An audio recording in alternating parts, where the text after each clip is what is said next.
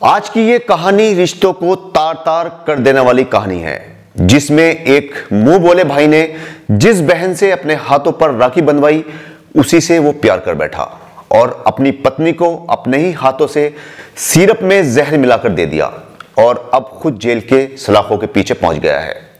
अस्सलाम वालेकुम, नमस्कार, आदाब, सत श्री अकाल। मैं हूं आपके साथ नबील अख्तर और इस वक्त आप देख रहे हैं क्राइम हलचल। इस कहानी में दो किरदार थे, प्रतापगढ़ का रहने वाला प्रवीण पांडे और सन्नू देवी। इन दोनों की शादी साल 2017 में बड़े ही धूमधाम से हुई थी। ये दोनों अपनी जिंदगी में काफी खुश भी थे।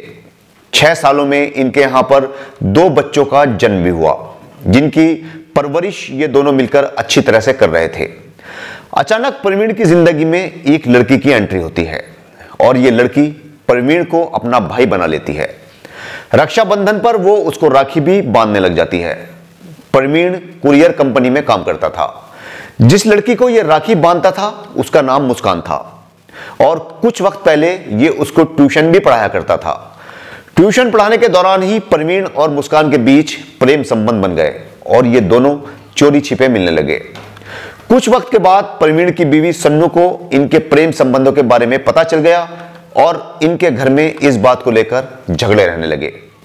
प्रवीण ने यह बात मुस्कान को बताई तो मुस्कान ने प्रवीण को एक सलाह दी और प्रवीण ने उसकी सलाह पर अमल करना शुरू कर दिया।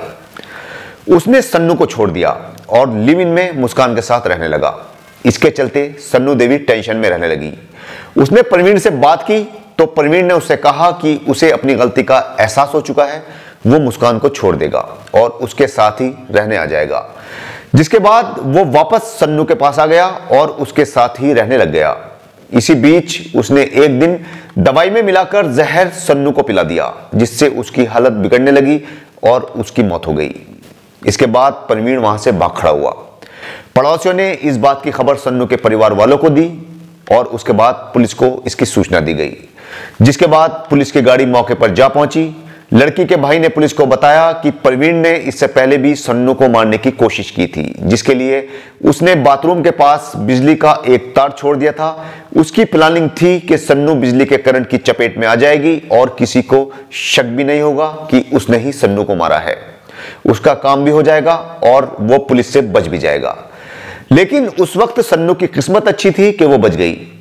पुलिस ने घर की तलाशी ली तो पुलिस को घर के अंदर से वो जहर की शीशी भी बरामद हो गई, जिसका जहर प्रवीण ने सन्नू को पिलाया था। पुलिस ने प्रवीण पर हत्या का केस दर्ज करते हुए उसे गिरफ्तार कर लिया है। इस तरह से एक सिरफिरे ने 2 बच्चों से उनकी मां और बाप दोनों का साया छीन लिया। मां को उसने मार डाला और अब खुद जेल की सलाखों के पीछे पहुंच गया है। इस केस ने एक बार फिर से पति पत्नी के पाक और सच्चे रिश्ते को तार तार कर दिया है। कल आपसे फिर मुलाकात होगी एक और स्टोरी के साथ। तब तक अपना और अपने पूरे परिवार का अच्छी तरह से ख्याल रखिए और देखते रहिए क्राइम हलचल विद नबील अख्तर। जय हिंद।